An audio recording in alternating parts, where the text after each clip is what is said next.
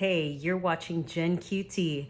My name's Rosie, and today we'll be spilling the tea on Showtime's revival of the L Word, Generation Q, Episode 1, titled Let's Do It Again. Now, going into today's episode, we know just a small bit of information from all the clips that Showtime has been uploading, and there have been quite a few clips. I'm not even sure that I've seen them all.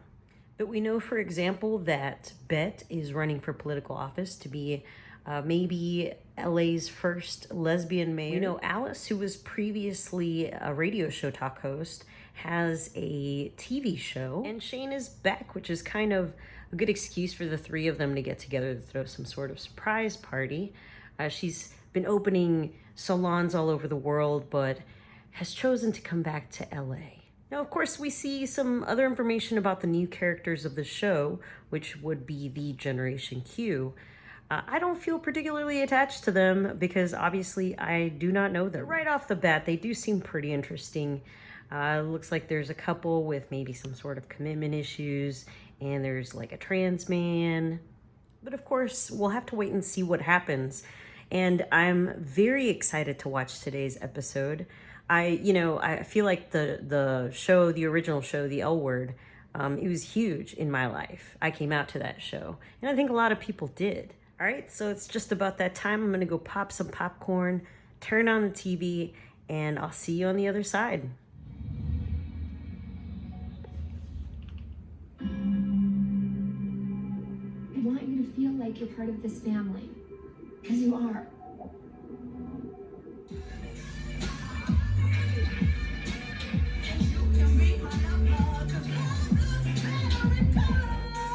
Well, hot damn, that was pretty good. Right, so I think there's a lot of tea, but the most piping hot tea of everything is that Shane is married. Shane is married. So there was somebody better than Carmen that Shane married. I have to learn more because I don't know.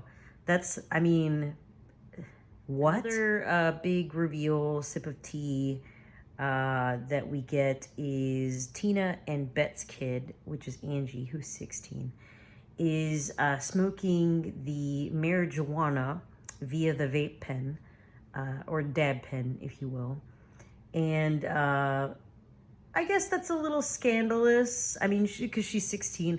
It's California, so I don't know.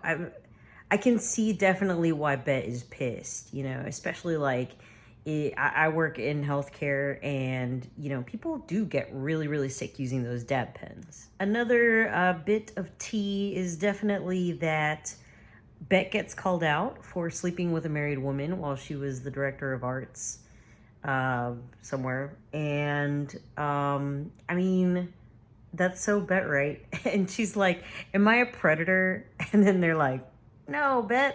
But yeah, you are, Bette. You're a predator. And look, I'm not shaming you for being a woman, your character for being like a woman who sleeps with other women. But like, let's look at Bette's past here. Like, it's not even surprising. I don't remember that happening. I don't know if that was something that we saw in, the L Word before, but it doesn't surprise me. Like, that is so Bette. That is as much Bette as Shane living in a big old fucking mansion with like an amazing view of LA and no goddamn furniture. Like, that's so Shane. You know what I'm saying?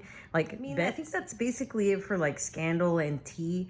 But I will say, like, this episode had a lot of really cool stuff that you don't get to see on TV shows. Like, how about lesbian period sex? What? And that's how they basically started this whole new season at the very beginning.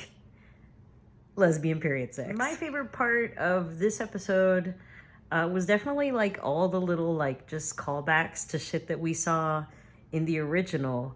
Like, Alice mentions that she had a vaginal rejuvenation, and and for whatever reason, everyone still hates Tina, which, fair enough, it's Tina. And that's that. We got to see what happens. Definitely got to tune in next week. Let me know in the comments what your favorite part of the episode was. And thanks for watching Gen QT. See you next week.